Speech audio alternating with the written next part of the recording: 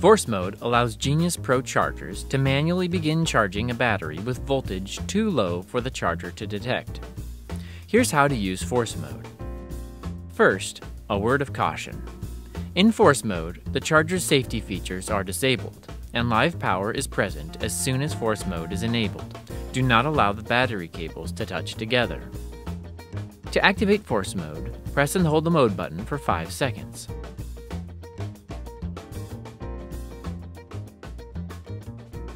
All the mode lights will light up.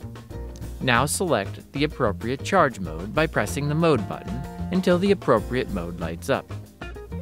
Once the charge mode is selected, the charge mode LED and the charge LEDs will alternate back and forth, indicating that force mode is active and that power is being sent to the battery.